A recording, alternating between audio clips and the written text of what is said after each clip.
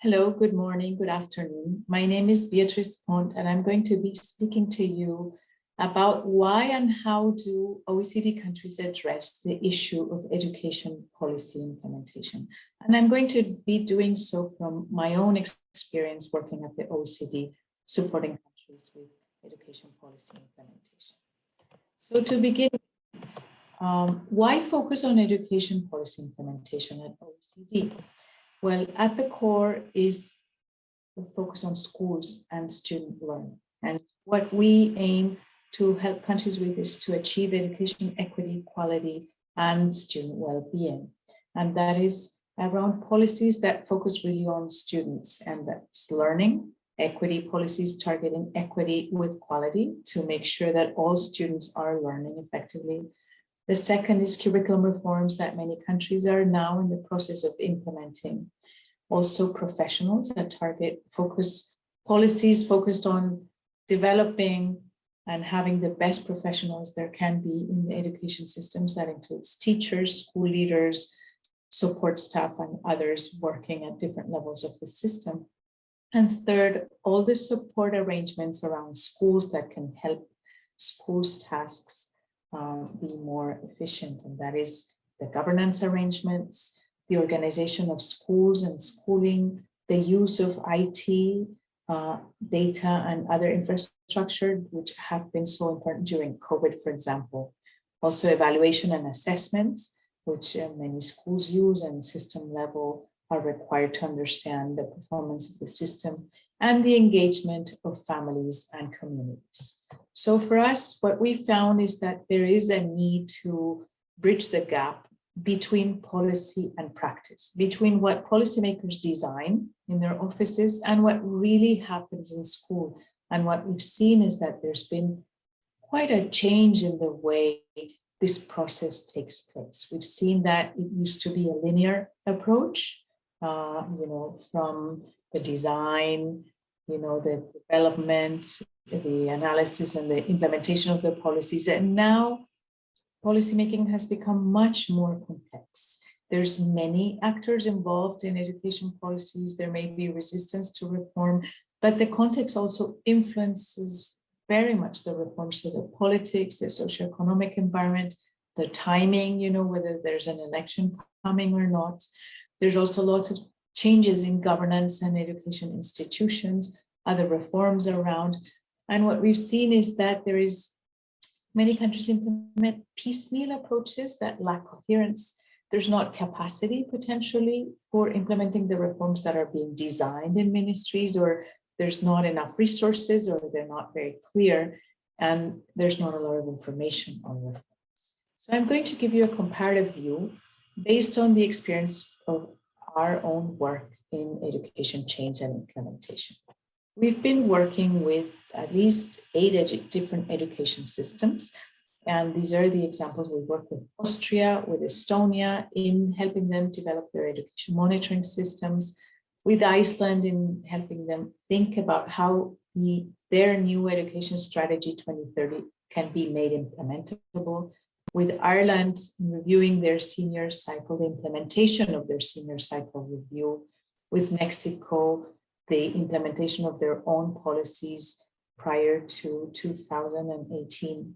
In Norway, a decentralized competence development for schools, and in UK, Scotland and Wales in the implementation of their own new curricula, which is very much a curricula that combines skills, competencies with knowledge. And in all of these, we work by undertaking a policy assessment, which we go in the field and interview all the key players.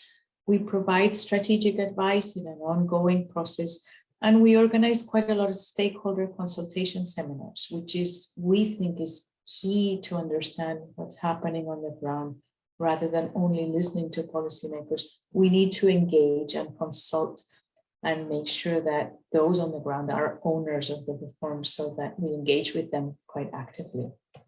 And so in all of these, as you see, we have a number of different education policies. I said, upper secondary, curriculum reform, a model for competence development of teachers in schools, monitoring systems, an education policy strategy.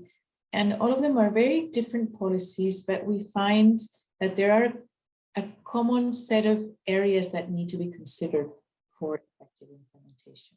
And how they do these varies. We see that in terms of stakeholder engagement, there's different approaches to doing this. And in Ireland, we've seen, for example, a shift from a very top-down consultation to greater engagement with pilots, where things are tested out and developed. In Mexico, very top-down, they engage states, but consultations are more ad hoc based on the topic.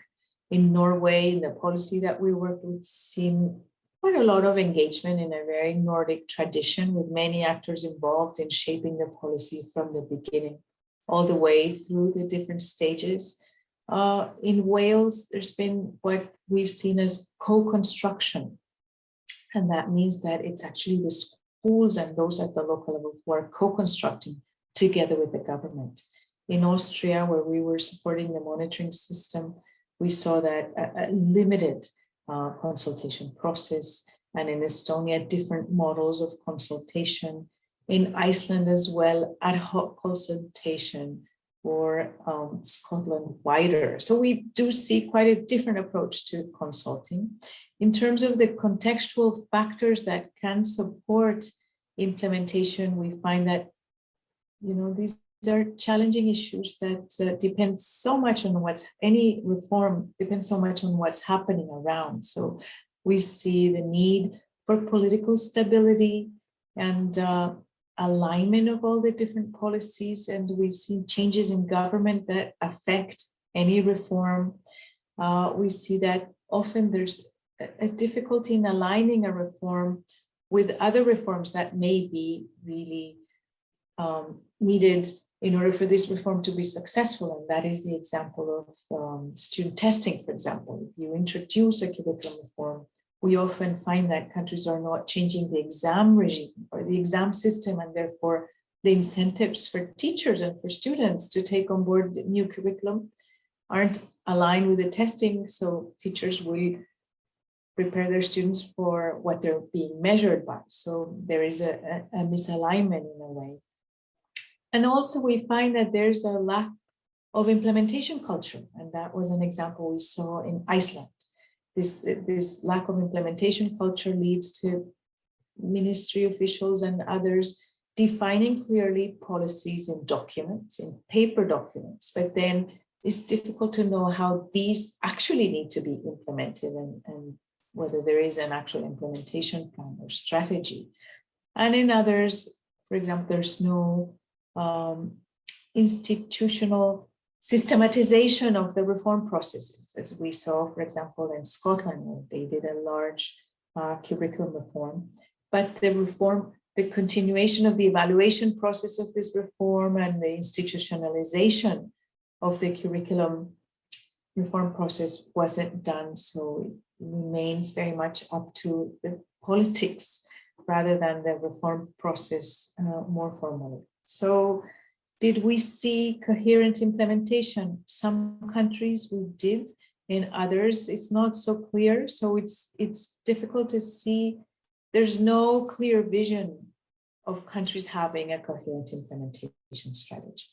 And some define a short-term or a medium-term, others just define the initial stages, sequencing of the first stages, but then provide an ad hoc approach to coherent implementation.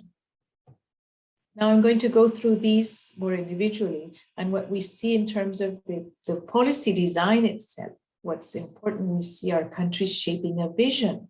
Are they defining a clear vision that people would align themselves to, that they would want to accomplish, and the actions that go in order to accomplish this vision? We've seen, for example, examples of Japan providing a 5-year national education plan, or Norway's white paper Desire to Learn that provides the wider vision, or Wales, who approved their national vision, or national mission, they called it, or the Estonian education strategy.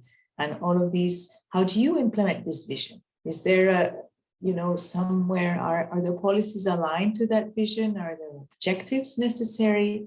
to achieve that vision? What are the issues that need to be tackled in order to make that vision effective? And that's something that we think it's quite important in implementation.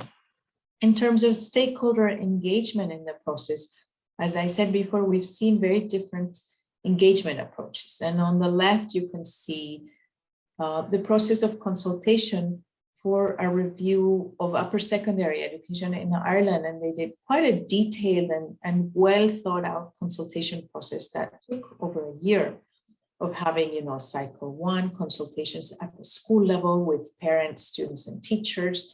At the national level, they brought up the information they had gathered initially to the national level and also to regional consultation seminars. Then they had a cycle two with the findings of cycle one and had a broader consultation and had national consultation seminars. And with the final findings, they will be presenting them to the government. So this is one option, but other options are the co-construction, as I said, of Wales, national debates or consultations, or piloting in selected schools, or working or steering groups. And we see different engagement approaches, but it's very difficult to know actually which ones work, and varies very much on the context.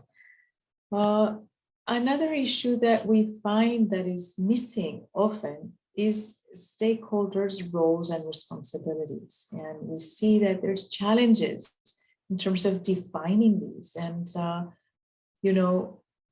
who is working towards improving classroom practices? What is the ministry doing for specific policy? What are the regional bodies doing? What are universities doing?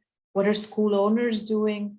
School leaders at the heart of making sure that these reforms really do make change in the classroom and at the school, and teachers and students. So are they all aligned and clearly understanding what they need to be doing? Do they have data to understand and to adjust, to understand how progress is being made? So this is something that we find is quite a challenge in implementation, and they need to be working together. And in terms of the context, we see, governance and trust matter more than ever.